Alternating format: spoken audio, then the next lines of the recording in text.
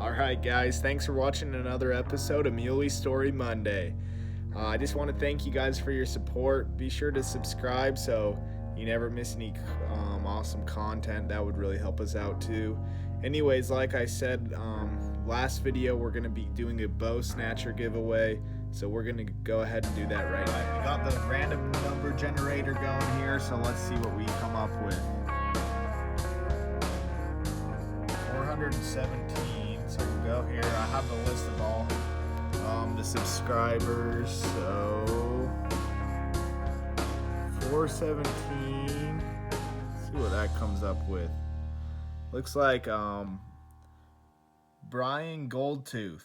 So anyway, Brian, if you're watching this, contact me and send me your information, and I'll get you a bow snatcher sent to you. Thanks.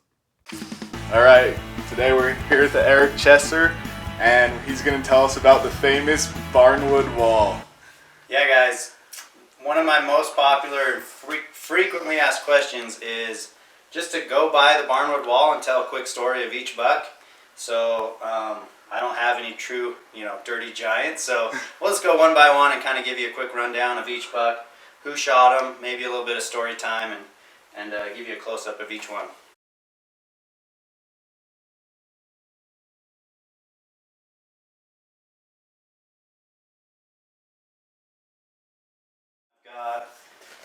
This is my last year Colorado buck.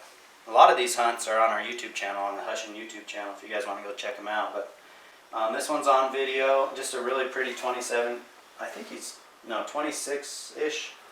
I think that's one of my favorite videos of when you killed that. Like, you just see him on top of the ridge, and you're just... He came over the ridge and was in the skylight. Like, I'm not going to lie, I thought he was a 180 buck.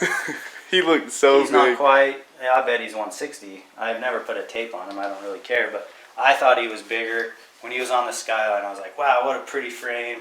He's got some character, he's got eye guards. But he was a little smaller than I thought, but still a really pretty buck, and honestly, just a great hunt. So that was a rifle hunt. This was a rifle hunt last year, hunting with my buddy Joe Nitz up in Idaho. I had a general season tag, wasn't really sure where to go. And that's a cool video too. That one's all in video. That was fun. Joe reached out to me and said, I'll take you out. So I went up there. We found a stud 3-point with cheaters. I just pulled up my binoculars, was like, Joe, there's a big buck. And I'm always trying to film my hunt, so do I just shoot it or try to film? And I kind of wasn't committed to either, and he started to move, and I made a last-minute decision to shoot, and I missed the buck. Oh, really? A big 3-point frame with cheater, like my dream 3-point frame with cheaters. So I missed him, but later in the day, Joe glassed this buck up in the same area, and at first we kind of thought it could be the same buck. But I told Joe, I'm like, dude, there's not the cheaters, I don't think, And it was far away, and he was in a burn. So we had to make a decision. I said, well, either way, that's a big, old, mature buck. From the side of watching him sleep, he was just sleeping on a hill. He'd have his antlers in the dirt, just passed out. I was like, that's an old, mature buck. Big face, short nose, big body. This is pre-rut, and he was already swollen. Really? He's all puffed up? So we went over there, and just like it seemed like every stalk we tried to make on bucks, we would see them from a distance, we would try to cut the distance, and on the way we would jump does or other deer.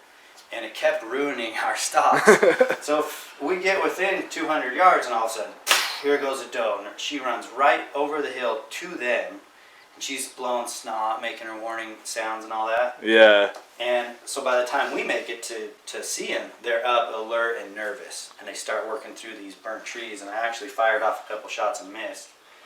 And then I had one last chance. So I missed the easiest shots, and I honestly think we were so close I was shooting over, because my 300 Weatherby was dialed in at 300 yards. 6.5, 300.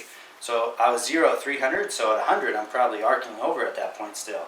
Okay. And I was aiming right where I wanted to shoot, and I think I was shooting over those first two shots. So there was one more pass that the does worked through, and I was like, Joe, he's like, Eric, you need to calm down, just wait, just be patient. And I'm like, as soon as he steps into this next clearing, and they weren't working too fast, I was like, I'm going to torch one off, and just dropped him. Joe was like, you made the most impossible shot, but you missed the easy ones. I'm like, I get too excited. Obviously as a hunter, you want to make all ethical, clean kill shots, but it's just, for me, I get buck fever. I get too excited. Working on that. Working on that. So yeah, that was a special buck, and just to do that with Joe, our first time out together, that was pretty cool. So thanks to Joe for the help on that one. This buck could possibly be one of the most meaningful bucks on the wall. As you can see, the rack is somewhat off-colored. Yeah, that's what I was going to because ask they've you been about. colored, and if you look close there, they've got hairline cracks. So the story on this buck is, my dad, growing up, I would always ask my dad, tell me hunting stories, you know. He always told me about this 4x5 that he shot. That was, 27 inches wide. It was one of his better bucks from back in the days, but they never really cared to keep the antlers. So the year that he killed this, his brother brought a friend from, I think, Oklahoma. So the guy had never shot a mule deer. So my dad said he gave the guy first dibs at shooting this, and the guy kept missing. And my dad, he was back then, shot open sights 30-30 and just as he's running away. That's sweet. So he gave the rack to the gentleman who was a friend of his brother, just as like, you can take it, because he thought it was the coolest thing in the world. So this rack had been hanging up in an auto mechanic shop for over 40 years, 40 to 45 years. My dad always told me about this 4x5. Well, he went to Oklahoma to attend a funeral with his brother, and while he's out of town, a box shows up on the porch with my name on it, and it's huge, but it weighed nothing. So instantly I'm like, I bet my dad found me some whitetail antlers. He knows I love to collect antlers.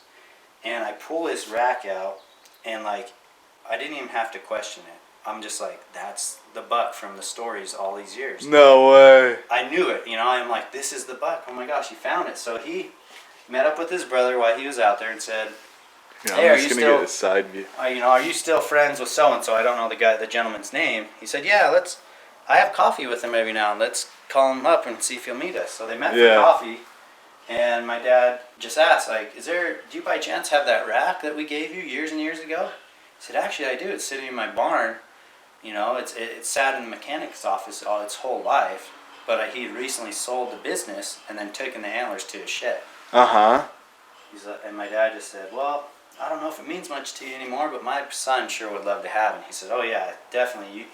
You guys could have it. That's so cool. So he sent it to me. And it was white because it had been out on the shed and just kind of been passed around over all those years. Uh-huh. And anyways, so the cape was I have something to do with tax. I'm like addicted to taxidermy. I can't seem to waste a cape anymore. So my buddy shot this buck, the cape, on the Wasatch hunt with his bow. And I was like, what are you going to do with the cape? He's like, I don't know. I'm like, can I keep it? Maybe I'll mount some sheds on it. At that time, I didn't know. Uh-huh. So what I ended up doing is using that cape to mount my dad's antlers and give the mount to him for Father's Day.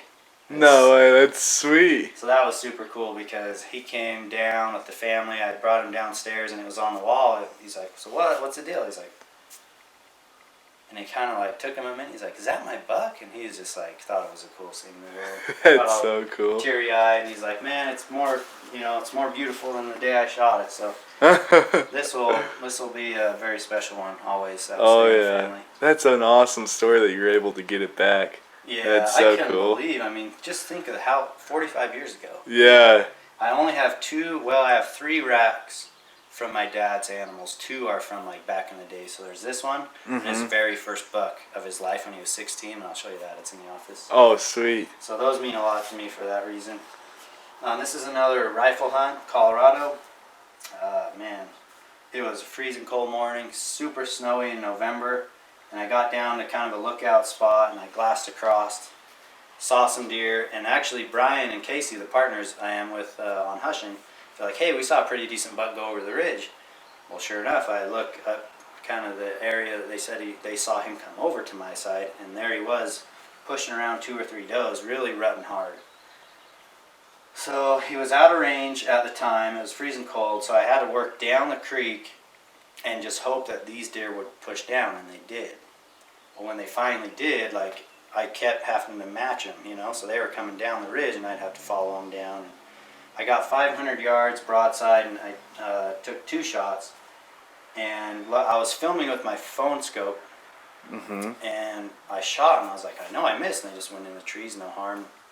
And I replay the video in slow motion, and my bullets are just shooting right to the right of him. It'd go right behind his butt.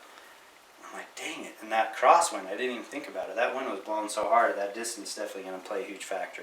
Yeah. So, I didn't take that into consideration, being a rookie rifle hunter, long-range rifle hunter that I was. Didn't take that into consideration. But then later in the day, I had a friend push him down out into the open. He was on the ridge. I said, dude, walk through those pine trees. Here they came. They got nervous. They kept looking back up on the ridge like, what was that? So they were nervous. They knew they had to get out of there, but they weren't like on a dead run. And one of the times he stopped, I got him. And yeah, that was a pretty fun hunt. That's sweet. Tyler Pratt was there helping me pack him out and everything. It was pretty cool. He's the one who pushed him through the trees too. Awesome. So, yeah, that's the famous Barnwood Wall and a little bit of history of each buck.